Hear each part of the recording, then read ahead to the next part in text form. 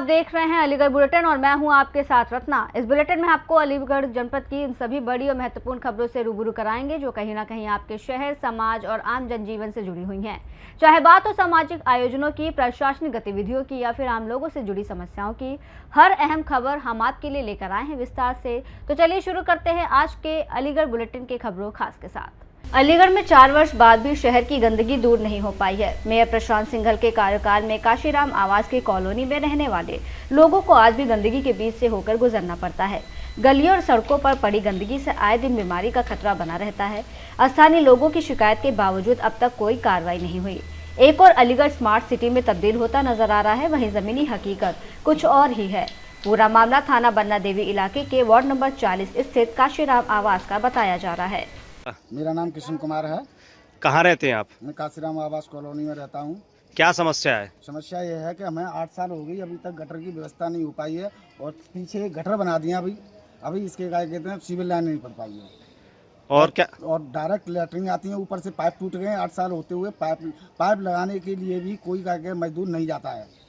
क्या करें, हमारी मजबूरी है कि हम डायरेक्ट क्या कहते लैटरिन कर रहे हैं ऊपर से। आपने इसकी शिकायत दी? आपने नगर निगम कई बार कहा शिकायत करिए, डीएम ऑफिस में भी, कार्यालय में भी शिकायत कर चुके हैं, नगर निगम में भी वो शिकायत कर चुके हैं और बाकी के मुख्यमंत्री तक भी डाल चुके हैं। स्थानीय पार्षद से कहा आपने? पार्षद तो सुनता नहीं, पार्षद तो यूँ कहता है कि ये जिंदगी में नहीं बन सकती। क्या कहते हैं, ये सारे लोगों के सामने क्या है, ये जिंदगी में सड़क नहीं बन पाएगी, बनने दूंगा, पार्षद ये कहता है। अलीगढ़ से सीनियर संवाददाता संजीव शर्मा की रिपोर्ट। अलीगढ़ में 3 फेज विद्युत मीटर की कमी के चलते कई रूफटॉप सोलर परियोजनाओं की नेट मीटरिंग प्रक्रिया लंबे समय से अटकी हुई है। इस समस्या को लेकर अलीगढ़ सोलर इंडस्ट्री एसोसिएशन ने बीते दिन अधीक्षण अभियंता अंशुमन यादव और अधिशासी अभियंता जीवेश नंदन के लाल डिग्गी स्थित कार्यालय पर प्रदर्शन कर ज्ञापन सौंपा। एसोसिएशन ने 3 फेज मीटर की उपलब्धता सुनिश्चित करने और लंबित नेट मीटरिंग प्रकरणों का शीघ्र निस्तारण करने की मांग की। प्रदर्शन में सौर ऊर्जा योजनाओं के प्रभावी क्रियान्वयन और उपभोक्ताओं की समस्याओं के समाधान पर चर्चा हुई। इस अवसर पर अमित शर्मा, ज्ञानेंद्र मिश्रा, मनीष सिंह, शीलेंद्र उपाध्याय, अंकित गुप्ता, सुधीर कुमार, विकास गुप्ता, तरुण चौधरी, जितेंद्र अग्रवाल, विजेंद्र पाल सिंह, विश्वास पराशर, पवन कुमार, निखिल राज, सतीश तोमर, ब्रजेश कुमार आदि मौजूद रहे। अलीगढ़ सोलर वेंडर एसोसिएशन यहाँ पे बनी हुई है। जो भी अलीगढ़ के सोलर के जो स्थापित करने वाले, प्लांट स्थापित करने वाले यूपी नेडा से रजिस्टर्ड वेंडर हैं, उन सब लोगों का ये प्रदर्शन है और हम लोगों की काफ़ी समय से मांग चल रही है। हमने विभिन्न स्थानों पर उसको रखा, चीफ इंजीनियर साहब से, एसई साहब से, यहाँ तक कि जिलाधिकारी महोदय तक से इसकी मांग रखी कि 3 फेज मीटर यहाँ उपलब्ध नहीं है। 3 फेज मीटर उपलब्ध ना होने के कारण प्रधानमंत्री की महत्वाकांक्षी परियोजना है प्रधानमंत्री पीएम सूर्यघर योजना, जिसमें प्लांट तो स्थापित कर दिए गए हैं सोलर वेंडर्स के द्वारा और 3 महीने से ज्यादा हो गए, 4 महीने हो गए और जो कस्टमर है, जो जिसके उपभोक्ता है, जिसके यहाँ पे प्लांट स्थापित किया गया है, वो अपना बेचारा ईएमआई भी बैंक की दे रहा है और बिजली का बिल भी भुगतान कर रहा है। उसको डबल मार पड़ रही है क्योंकि यहाँ पे 3 फेज मीटर की उपलब्धता नहीं है। जीएमआर नाम की एक प्राइवेट कंपनी उसको उपलब्ध कराती है, लेकिन काफी समय से मांग होने के बावजूद भी इसको जो है नहीं उपलब्ध कराया गया। तो आज मजबूरन हम लोगों को ये प्रदर्शन करना पड़ा है और ज्ञापन हम लोगों ने विभाग को दिया। सरकार विरोधी अब देखिए, ये ऐसा हो सकता है कि जो है कुछ लोग इस प्रधानमंत्री की महत्वाकांक्षी योजना परियोजना को जो है हैम्पर करना चाह रहे हो, रोकना चाह रहे हो, और जिसके कारण इस तरह की व्यवस्था बन रही है। और पूरे उत्तर प्रदेश में ये हो रहा है कि यहाँ कम से कम 500 से ऊपर उपभोक्ता ऐसे हैं जिनके की मीटर स्थापित नहीं हुए, चाहे वो नए उपभोक्ता है और चाहे वो सोलर।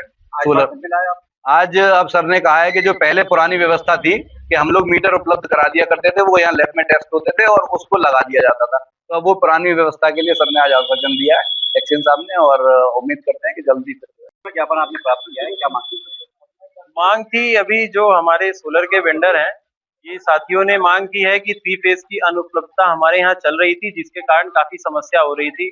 हमारे उपभोक्ता भी हैं, वो भी परेशान हो रहे हैं कि सोलर पैनल इंस्टॉल हो गए हैं, कईयों की सब्सिडी नहीं रिलीज हो पा रही है, कई वेंडर हैं उनके पेमेंट नहीं हो पा रहे हैं, और इन सबका मुख्य कारण जो है वो 3 फेज मीटर की अनुपलब्धता है। तो उसके लिए अभी हमारी बात भी हुई है, जो जीएमआर कंपनी हमारी लगा रही है स्मार्ट मीटर का कार्य अलीगढ़ जिले में कर रही है, उससे भी बात हुई है। उसने भी आश्वासन दिया है कि हम शीघ्र ही मीटर उपलब्ध कराएंगे। जब तक के लिए मीटर नहीं उपलब्ध हो रहे हैं, तब तक हम अपने साथियों से ये जो हमारे नेट मीटर उपलब्ध कराएंगे, उनकी लैब में टेस्टिंग करा के हम लोग स्थापना का कार्य करेंगे, ताकि कोई इतना जो प्रभावी योजना है हमारी आदरणीय प्रधानमंत्री जी की पीएम सूर्य घर योजना बिल्कुल भी प्रभावित ना हो किसी भी तरीके से। अच्छा ये बताइए, जिस तरह से देख रहे हैं लगातार समस्या बनी हुई है, तो उसमें आप लोग किस तरह के उसके लिए हमने कई एक्शन लिए। हमने अपने जो भी जीएमआर हमारी कंपनी लगा रही है उसको हमने कई पत्रावली भी लिखी है, हमने उच्च अधिकारियों को भी इससे अवगत कराया है और इसमें उचित कार्रवाई भी की जा रही है। कुछ कारणों से, कुछ तकनीकी कारणों से मीटर की उपलब्धता नहीं हो पा रही थी, जिसके लिए उन्होंने आश्वासन दिया है कि शीघ्र ही उपलब्ध हो जाएंगे और तब तक के लिए हमने एक प्रावधान कर दिया है कि आप उपलब्ध कराएं अपने नेट मीटर, उसको हम लोग लैब में टेस्टिंग करके उसका स्थापना सुनिश्चित करेंगे। ये आगामी 1 सप्ताह के भीतर मीटर हमारे पास उपलब्ध हो जाएंगे। अलीगढ़ से सीनू संवाददाता संजीव शर्मा की रिपोर्ट। अलीगढ़ के बन्ना देवी थाना पुलिस, क्रिमिनल इंटेलिजेंस विंग और साइबर सेल की संयुक्त टीम ने फर्जी दस्तावेजों के जरिए बैंक खाते खुलवाकर अवैध लेन देन करने वाले गिरोह का खुलासा करते हुए 7 आरोपियों को गिरफ्तार किया है। एसपी सिटी आदित्य बंसल ने बताया कि आरोपियों के कब्जे से 20 फर्जी Aadhaar card, 15 ATM card, 14 mobile phone, 7 chequebook, 6 PAN card, laptop, CPU, bank संबंधी दस्तावेज और 2 कारें बरामद हुई हैं। आरोपी कूट रचित दस्तावेजों के आधार पर बैंक खाते खुलवाकर उनमें अवैध रकम का लेन देन करते थे। मामले में बन्ना देवी थाने में 2 मुकदमे दर्ज किए गए हैं और आरोपियों के खिलाफ बीएनएस की संबंधित धाराओं में कार्रवाई की जा रही है। देखिए, जनपद अलीगढ़ में लगातार एसएसपी सर के नेतृत्व में साइबर क्राइम के ऊपर लगातार कार्रवाई हो रही है। इसी क्रम में आज जो है 7 लोगों को जो है टोटल थाना बन्ना देवी की और सिटी एसओजी की टीम द्वारा जो है गिरफ्तार किया गया है। इसमें मेन जो कॉन्स्पिरेटर है इसमें दिव्यांश है, जो रहने वाला गाजियाबाद का है, जो दुबई 7 साल जो है रह के आया था। इसने जो है अपना एक ग्रुप ऑर्गेनाइज किया। ये क्या करते थे, ये लोगों को जो है लालच देकर के 10,000, 15,000, 20,000 रुपये का लालच देते थे। लालच देके उनसे उनके पर्सनल डॉक्यूमेंट जैसे कि आधार कार्ड, पैन कार्ड, ये सब लेकर के उनके विभिन्न बैंक्स में सेविंग अकाउंट खुलवा लेते थे। उनके डॉक्यूमेंट्स को यूज़ करके जीएसटी फर्म, एमएसएमई फर्म, ये सभी बना लेते थे। रेंट एग्रीमेंट बनवा लेते थे दुकान का, जिसके आधार पे करंट अकाउंट भी खुलवा लेते थे बैंक्स में। और फिर इन अकाउंट्स को वो अपने दुबई के एक लिंक, जिसका नाम अभी मैसी पता लग रहा है, जो गुजरात का मूल रूप से रहने वाला है, उसको ये सारी डिटेल्स भेजते थे, जिनमें जो है साइबर फ्रॉड का पैसा आता था। इनके पास से जो अकाउंट्स की डिटेल्स बरामद हुई हैं, लगभग 97 अकाउंट्स की डिटेल्स बरामद हुई हैं, जिनमें पिछले 2 महीने में 15 करोड़ से ऊपर का ट्रांजैक्शन हुआ है। इनमें कुल जो है 67 से ज़्यादा 67 से ज़्यादा साइबर कंप्लेंट्स इन अकाउंट्स में फ्लैग्ड हैं। जो साइबर कंप्लेंट्स का जो अमाउंट है, जो अभी तक जानकारी हुई है, वो 1.5 करोड़ से ऊपर का साइबर फ्रॉड इन अकाउंट्स के माध्यम से जो है वो हो चुका है। और इसमें 21 से भी ज़्यादा इनके पास से फर्जी जीएसटी फर्म्स के डॉक्यूमेंट्स इनसे बरामद हुए हैं। 21 से भी ज़्यादा इन्होंने फर्जी जो है जीएसटी फर्म्स बना रखी थी। इनके पास से एक एंडिवर गाड़ी और एक वैगनर गाड़ी भी इनके पास से बरामद हुई है। Laptop, 14 mobile phone, SIM card, Aadhaar card, PAN card, multiple ATM cards, passbooks, कई दस्तावेज, जीएसटी फर्म रिलेटेड डॉक्यूमेंट्स, कई इनके पास से अच्छी बरामदगी हुई है। तो बेसिकली ये साइबर फ्रॉड का जो काम है, जो अकाउंट्स को सप्लाई करने का काम है, ये बहुत ही बड़े स्तर पे काम कर रहे थे। लोगों से उनके डॉक्यूमेंट्स लेकर के फर्जी अकाउंट खुलवाते थे और मल्टीपल अकाउंट्स, एक के नाम पे 7-7, 8-8 अकाउंट्स खुलवाते थे और उन सारे अकाउंट की डिटेल को दुबई भेजते थे। इनको एक करंट अकाउंट के लिए जो है 2 लाख रुपए के आसपास मिलता था और एक सेविंग अकाउंट के लिए 80,000 से 1 लाख रुपए के आसपास इनको जो है पैसा मिलता था एक अकाउंट खुलवाने के लिए। तो इनको कंट्रोल कौन करता था? दिव्यांश इसमें मेन है, जो दुबई रह के गया है 7 साल। इसमें दिव्यांश गाजियाबाद में रह के काम कर रहा था और अलीगढ़ का इसका जो लिंक था, जो काम करवा रहा था, वो मनोज था। जैसे करोड़ों लोगों का ट्रांजेक्शन हुआ, तो यहाँ के जो व्यापारी होते हैं, उन्हें फर्जी बिल चाहिए होते हैं, तो इन जीएसटी फर्म को फर्जी बिल भी काटते थे। ये जीएसटी जो फर्म बनाना है, ये मेनली उनका उपयोग करते हैं करंट अकाउंट खुलवाने के लिए। करंट अकाउंट में देखिए, क्योंकि इजी रहता है ट्रांजैक्शन करना, ट्रांजैक्शन की लिमिट भी हाई रहती है, तो साइबर फ्रॉड के लिए करंट अकाउंट जो है ज़्यादा फेवरेबल और ज़्यादा सूटेबल रहता है। और करंट अकाउंट खुलवाने के लिए एक फर्म क्रिएट करनी पड़ती है, जिसके लिए उसका जीएसटी बनाना, एमएसएमई पोर्टल पर रजिस्टर करना, रेंट एग्रीमेंट बनाना, ये सब फर्जी डॉक्यूमेंट जो है क्रिएट करते थे एक करंट अकाउंट खुलवाने के लिए। तो दुबई से कैसे संपर्क करते थे? क्या आपके फोन से या कैसे पैसा आता था? बिल्कुल फ़ोन से संपर्क कर रहे थे और इनके हमारे बैंक अकाउंट्स में इनको ट्रांजैक्शन भी मिली है। पर अकाउंट खुलवाने के जो इनको पैसा मिल रहा था दुबई वाले कॉन्टैक्ट से, उसकी ट्रांजैक्शन भी इनके बैंक खातों में मिली है। पैसा कैसे आता था? मैंने जैसे कि बताया, दिव्यांश जो दुबई रहता था, वहीं पे इसका दोस्त मेसी था, ये उसी को जो है अकाउंट सप्लाई कर रहा था। पकड़े कैसे हैं सर? ये पकड़े इस प्रकार गए हैं कि इन्होंने एक महिला जो है अलीगढ़ की रहने वाली महिला, उसको नौकरी का झांसा दिया कि हम 15 से 20,000 रुपये महीना देंगे और उससे डॉक्यूमेंट्स उससे मंगाए गए और उसके डॉक्यूमेंट्स के माध्यम से उसके विभिन्न बैंकों में उसके खाते बनवा दिए, उसकी फर्म क्रिएट कर दी। जब उसको डाउट हुआ, उसने बैंक में जाके अपनी बैंक स्टेटमेंट चेक की, तो उसने देखा कि पिछले 10 दिन में ही लगभग 18 से 20 लाख का ट्रांजैक्शन हो रखा है। जब उसको डाउट हुआ तो उसने पुलिस से संपर्क किया, जिसके बाद इस पूरा जो है ग्रुप का जो है भांडाफोड़ किया। अलीगढ़ से सीनू संवाददाता संजीव शर्मा की रिपोर्ट। अलीगढ़ के मायावती छोटे क्वार्टर जंगलगढ़ी बाईपास क्षेत्र में एक व्यक्ति की संदिग्ध परिस्थितियों में मौत का मामला सामने आया है। मृतक के परिजनों ने उसकी पत्नी पर हत्या का गंभीर आरोप लगाते हुए निष्पक्ष जांच और दोषियों के खिलाफ कार्रवाई की मांग की है। घटना की जानकारी मिलते ही परिवार में कोहराम मच गया। पुलिस ने मामले की जाँच शुरू कर दी है। मौत का वास्तविक कारण जाँच और पोस्टमार्टम रिपोर्ट के बाद ही स्पष्ट हो सकेगा। पुलिस मामले से जुड़े तथ्यों और परिजनों के आरोपों की जाँच में जुटी है। नाम है आपका और क्या मामला हुआ था यहाँ पे? ये मेरे मामू हैं और मैं इनकी भांजी हूँ। इनकी कुछ टाइम से तबीयत खराब बिल्कुल भी नहीं है। ये जो कह रही है कि तबीयत इनकी खराब थी, हमारे पास गई है कॉल। ये हमारे मामू के साथ दुकान पे काम करते हैं। हमारे मामू के साथ सुबह में सही सलामत इन्होंने काम कराया। काम करके ये यहाँ पे घर पे आए, अपने बच्चे के लिए दवा लेकर आए, उसके लिए खाने पीने के लिए लेकर आए। फिर हमारे पास कॉल गई है कि इन्होंने जो है वो अपने शौहर को मार दिया है। कॉल किसने करी थी आपके पास? कॉल करी थी मेरी भांजी है। मेरे यहाँ पे आप आए थे, क्या देखा आपने? मैं जब यहाँ पर आई हूँ तो मैंने ये देखा है कि यहाँ पे बहुत सारा खून पड़ा हुआ है और वो उल्टे मुंह पड़े हुए हैं और बराबर में छोटी सी छुरी भी पड़ी हुई है। तो कहीं चोट के निशान भी? जी गले पर है। गले पर। क्या नाम था इनका? राशिद। राशिद। वलियत कादर। कितनी देर पहले की बात थी? लगभग 9:30 बजे की बात है। 9:30 बजे की बात है ये। तो फिर उसके बाद में फिर पुलिस को फोन किया गया? जी, जब हम यहाँ पर आए थे तो पुलिस वाले सब यहाँ पर थे। उस वक्त घर में कौन मौजूद था जिस टाइम आप आए थे?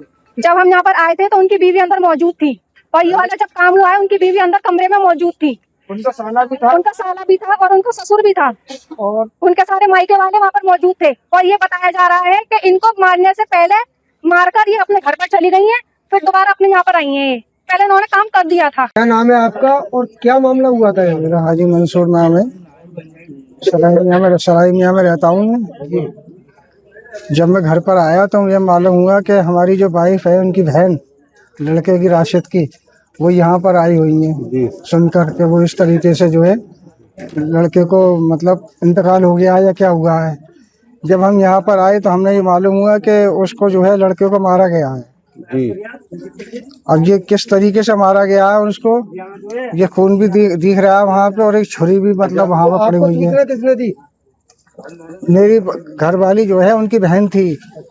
वो यहाँ पर आई। जिस टाइम आप घर में दाखिल हुए तो वहाँ क्या मंजर, कैसा मंजर था यहाँ पर? हाँ, यहाँ पर जब आए, यहाँ पर जब मैं आया तो मैंने देखा कि यहाँ पे खून से लथपथ जो है खून बह रहा है। उसकी गर्दन में यहाँ से चोट है उसकी और खून बह रहा है वहाँ पर। गर्दन पे चोट के निशान थे? हाँ। और उसकी पत्नी कहाँ थी उस समय? पत्नी जो है उनकी अंदर थी, अंदर अपने कमरे में थी वो। तो क्या नाम क्या था उनका? उनका नाम जो है ये बहन है उनकी। उनका नाम क्या था? सवाना नाम है। सवाना नाम है उसका। तबीयत खराब हुई, राशिद है नाम है उसका। तो मतलब उम्र कितनी थी? लगभग 40 साल की। 40 साल का हुआ, सब बहनों से छोटा है। बच्चे एक बेटा है 8 साल का। और शादी हुए लगभग कितना टाइम हो गया? इसको तो शादी को तो हो 12 साल। 10-12 साल। तो क्या आपस में अनबन रहती थी? हाँ, अनबन रहती थी। ये जो कहती बुड्ढा आएगी, इसको छुड़वाओ, तुम्हें इस्तीफा दे दे। जैसे किस किस के नाम लिए जैसा कि सुनने में आ रहा है डाल देते। तबीयत खराब थी तो क्या ऐसा कुछ था? तो ऐसा कुछ ना है। तबीयत खराब दुकान पे क्यों जाता? वो दुकान पे से आया है, मोतिया निकल रहा है, लड़के के लिए सेब लाया, बता दवा लाया। जगह कौन सी है? झंकारी नगर है। झंकारी हमारे पास तो नमाज पढ़ के उठी हूँ मैं, तो एक औरत गई है यहाँ से, तो वो कह रही है तुम्हारा राशिद खत्म हो गया है और खूनों की ढेर लग रही। मुझसे उठकर लगा, फिर ये मस्जिद में नमाज पढ़ रही। मैंने बहन के पास, इन लोगों के पास खून कराया। मैंने क्या अतीक जाके देखी और राशिद की बहुत हालत खराब है, खून ढिकर रही। फिर दूसरी औरत चली गई है। मैं तो घर भी नहीं आऊँ, कैसे जाऊंगी मैं? तो वो मेरा हाथ पकड़ के लाएंगे मुझे।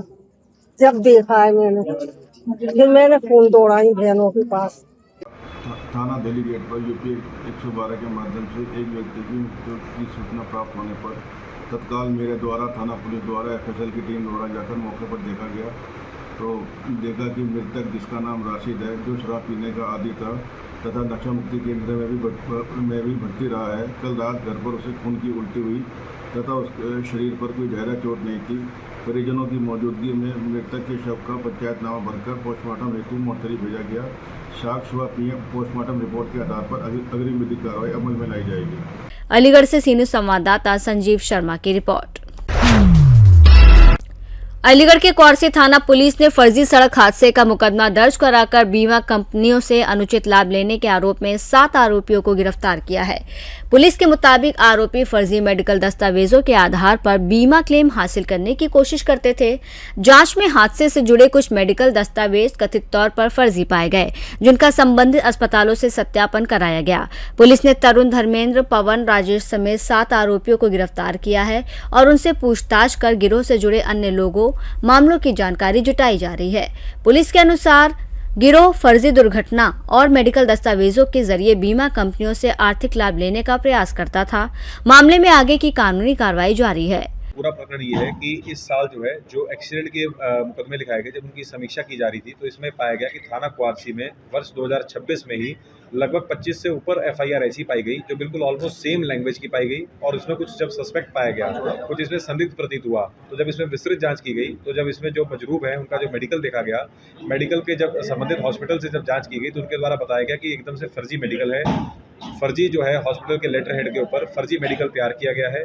और इसमें जब पूरे इस चीज़ की जब गहनता से इसमें जांच की गई तो पाया गया कि एक इस तरीके का ग्रुप ये ऑपरेट कर रहा है जो फर्जी एक्सीडेंट के मुकदमे लिखवाता है। हर एक्सीडेंट में लगभग 3 से 4 लोगों को घायल दिखा देता है और फिर ताकि उन लोगों का एक्सीडेंट का क्लेम प्राप्त हो सके। तो ऐसे अभी 7 लोगों को जो थाना क्वारसी क्षेत्र के रहने वाले हैं, इनको थाना क्वारसी की पुलिस टीम ने गिरफ्तार किया है। इसमें 3 मुकदमे पंजीकृत किए गए हैं। हॉस्पिटल्स की तरफ से भी पंजीकृत किए गए मुकदमे की जिनका लेटर हेड को यूज़ करके fake medical, forged medical papers बनाए गए हैं।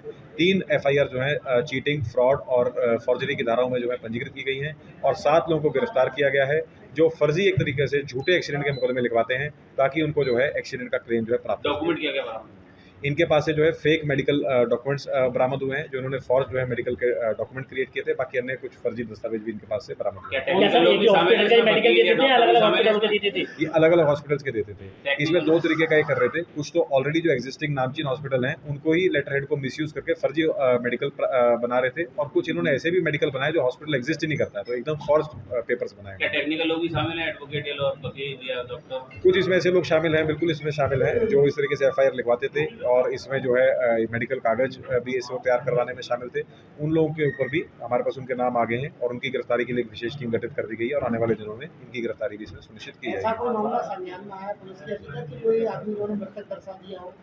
मृतक का भी नहीं, अभी तक जितनी हमारे पास FIR आई है सब में घायल हैं। देखिए इन्होंने अभी मेडिकल क्लेम ये करने वाले थे तो उससे पहले, क्योंकि अभी वर्ष 2026 का एक मामला है तो उससे पहले ही इनको गिरफ्तार कर लिया गया है। इनका एम यही था कि हर FIR में लगभग 3 से 4 घायल दिखाएंगे और हर घायल पे सब पे मेडिकल इंश्योरेंस का क्लेम प्राप्त होगा। पकड़ इसलिए गया क्योंकि हमारी इसमें मेन जो क्रेडिट जाता है हमारी लेडी सब इंस्पेक्टर जो निशा हैं, जो एक एक्सीडेंट के केस की विवेचक थी। जब इन्होंने गहनता से विवेचना की, इन्होंने देखा कि मेडिकल प्रपत्र इसमें फर्जी है और इन्होंने जब पहले अन्य FIRs भी SHO क्वारसी ने देखी, इनके थाने में जो पंजीकृत है सेम लैंग्वेज की FIR लिखी गई, केवल नाम चेंज कर दिए घायलों के, बाकी सेम लैंग्वेज में FIR लिखी गई है। उसी से हमारा सस्पेशन हुआ और उसके बाद जब डिटेल इसमें जांच की गई तो ये पूरी इस ग्रुप का वो भांडाफोड़ हुआ। अभी इन्होंने नहीं लिया जो अभी तक हमने पकड़े। इतिहास रहा है, कितने लोग हैं, क्या कहेंगे, कब से कर रहे हैं सर? अभी इसमें जो टोटल इसमें शामिल हैं जिन्होंने फर्जी मेडिकल बनाया हो या लाभ लेने का प्रयास किया, वैसे 30 से 35 लोगों ने आइडेंटिफाई किए हैं जिनके लिए विशेष टीम बना करके गिरफ्तारी इसमें की जाएगी। अभी 7 लोग अरेस्ट किए गए, 7 लोग अभी इसमें गिरफ्तार किए गए हैं। बिल्कुल SSP सर द्वारा जो ये महिला सब इंस्पेक्टर है इनको प्रशस्ति पत्र और इनाम भी इसमें दिया जाएगा। अभी उसको देखिए उसकी जांच की जा रही और उनको जब गिरफ्तार किया जाएगा तो उसमें भी आने वाले समय में उसकी कार्रवाई की जाएगी। अलीगढ़ से सीनियर संवाददाता संजीव शर्मा की रिपोर्ट। अलीगढ़ के थाना बन्ना देवी इलाके में जयवीर सिंह विधायक के कार्यालय के बाहर से मोबाइल छीनकर भाग रहे लुटेरों की बाइक जेल पुल पर हादसे का शिकार हो गई। बाइक टकराने के बाद पीछे से आ रहे पीड़ित युवक ने आरोपियों को पकड़ लिया। सूचना मिलते ही मौके पर पुलिस पहुंच गई और दोनों को हिरासत में ले लिया। बताया जा रहा है कि मोबाइल लूटकर भाग रहे आरोपी एक्सीडेंट के कारण पकड़े गए। अलीगढ़ से सीनियर संवाददाता संजीव शर्मा की रिपोर्ट। अलीगढ़ के थाना रोरावर क्षेत्र के खेड़श्वर हाईवे पर फाइनेंस कर्मियों पर राह चलते युवक की बाइक रोककर उससे 5,000 रुपए छीनने का आरोप लगा है। पीड़ित के मुताबिक कार सवार 4 लोगों ने बाइक रोककर गाली गलौज की और खुद को फाइनेंस कर्मी बताते हुए रुपए ऐंठ लिए। पीड़ित ने मामले की लिखित शिकायत थाना रोरावर पुलिस से कर कार्रवाई की मांग की है। घटना का वीडियो सोशल मीडिया पर वायरल हो रहा है। मेरा नाम राहुल कुमार, कहाँ के रहने वाले हैं आप? सिकंदरपुर कोटा, थाना जवान, जिला अलीगढ़। मैं अलीगढ़ से नोएडा को जा रहा था और रास्ते में रेपो वालों ने मेरी बाइक छीन ली। मेरे साथ बदतमीजी करी, 5,000 रुपये की लूट भी करी मेरे साथ। वो कह रहे थे जा तेरे पे जो करना है कर लेना। मेरी एक किस्त टूटी हुई थी जो कि घर से लेके आए थे, वो भी जमा नहीं करी। कौन सी बाइक थी आपकी? मेरी स्प्लेंडर प्लस UP 81 DL 6296। तो कितने लोगों ने छीन लिया? ये 4-5 लोग थे। स्विफ्ट डिजायर गाड़ी थी इनके पास। गाड़ी का नंबर पता है आपको? गाड़ी का नंबर पता नहीं सर, हमने इनकी वीडियो भी बनाई है। वीडियो मेरे पास है। जैसे हम और वीडियो बना रहे थे ना, पता पड़े ना, फ़ोन छीन लिया फिर हमारा। तो कितने पैसे की लूट की गई आपके साथ? 5,000 की सर। 5,000 रुपये। आपके पास वीडियो साथ से मौजूद है? हाँ वीडियो है सर। जैसे उन्होंने वीडियो की पता पड़ी तो उन्होंने फ़ोन छीन लिया था। तो आपने पुलिस को सूचना नहीं दी इस मामले को लेकर? सर मैं SSP ऑफिस गया था कार्य। तो क्या आश्वासन मिला है? आश्वासन ये मिला कि आप थाने जाइए, हम यहाँ से फ़ोन कर दें। कार्रवाई चाहते हैं उनके खिलाफ? हाँ जी, कार्रवाई चाहता हूँ सर। कितने लोगों ने लूट की आपके साथ? ये 4-5 लोग थे सर। कितने पैसे की लूट की गई? 5,000 सर। 5,000। अलीगढ़ से सीनियर संवाददाता संजीव शर्मा की रिपोर्ट। अलीगढ़ के थाना बन्ना देवी क्षेत्र की रॉयल पैलेस वाली गली शिवपुरी में भाजपा नेता के साथ मारपीट और रुपए छीनने का मामला सामने आया है। आरोपी की घर के निजी काम से मिठाई खरीदने जा रहे भाजपा नेता के साथ मामूली कहासुनी के बाद दबंग व्यक्ति ने गाली गलौज करते हुए मारपीट की और जेब से रुपए निकाल लिए। मारपीट में भाजपा नेता को चोटें भी आई, लेकिन स्थानीय पुलिस ने मुकदमा दर्ज नहीं किया और न ही मेडिकल कराया। पीड़ित का आरोप है कि आरोपी पुलिस का मुखबिर बताया जाता है, जिसके चलते कार्रवाई नहीं हो रही है। स्थानीय पुलिस से कार्रवाई न होने पर पीड़ित ने SSP से न्याय की गुहार लगाई है। क्या नाम है आपका, कहाँ के रहने वाले हो आप? मैं देवेंद्र कुमार गुप्ता, देवी और महावीरगंज मंडल से मंडल उपाध्यक्ष और शिवपुरी का रहने वाला हूं। मैं थाना बन्ना देवी। मामला ये हुआ था करीब 10 दिन पहले। एक ग्रुप था हमारे वार्ड नंबर 56 का, उसमें एक गिरीश गुप्ता है एक, वो उल्टी सीधी पोस्ट डालते हैं अपना, जो जैसे सारसोल की उनने कोई काम किया वो ग्रुप में डाल दिया। हमने कई बार उनको बताया ऐसी चीज़ ग्रुप में मत डालिए, तो वो नहीं माने। मैंने उनको पहले तो मैंने डिलीट किया, फिर मैंने रिमूव मार दिया उनको। अब मैं दूसरे दिन राज स्वीट की दुकान पे खड़ा था और वो आते हैं, भाई तू साले बहुत बड़ा नेता हो गया है, ये हो गया है, और मुझे कम से कम 50 आदमी इनके सामने मेरे में चांटा मारा और बाकी बाद में मेरे कपड़ा फपड़ा सब फाड़ दिया और बाकी बाद में मेरे पास 2,000 रुपये रखे थे ऊपर जेब में, वो निकाल लिए और बाकी बाद में माँ बहन की गाली बक्के और जान से मारने की धमकी। जो साले तेने हमारी कंप्लेंट की, तुझे साले जान से मरवा देंगे। हमारी पुलिस प्रशासन में बहुत करीब हुए और ऐसे मैं SP हूँ और मेरा थाना चौकी कोई कुछ नहीं बिगाड़ पाएगा।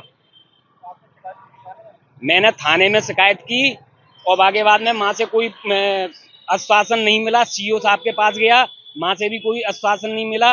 मैंने फिर SSP साहब को एक रजिस्ट्री की थी, अभी तक उनमें कोई कार्रवाई नहीं हुई है।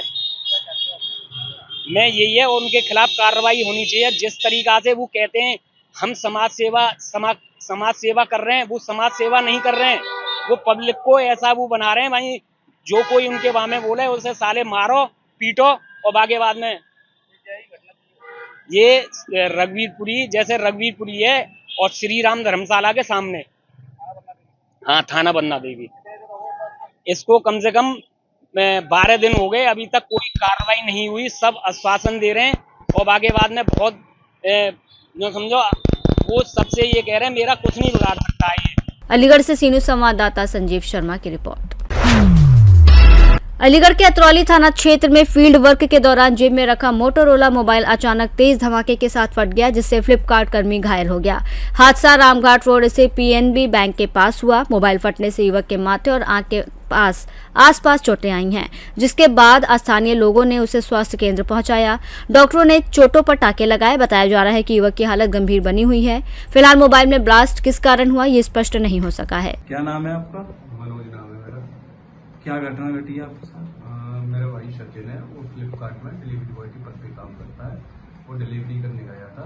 मेटोला कंपनी का मोबाइल वो यूज कर रहा था। उस समय पे उसका पॉकेट में मोबाइल रखा हुआ था और वो एक साथ ब्लास्ट हुआ। ब्लास्ट होने से उसके कपड़ों में आग लगी। आग लगने के बाद उसको फिर थोड़ा घबराने से उसकी बाइक गिरी। बाइक गिरने के बाद बेहोश हुआ। होने के बाद रोड पे चलते हुए लोगों ने 112 पे फ़ोन किया। पुलिस आई। पुलिस ने उठा के उसको एडमिट किया।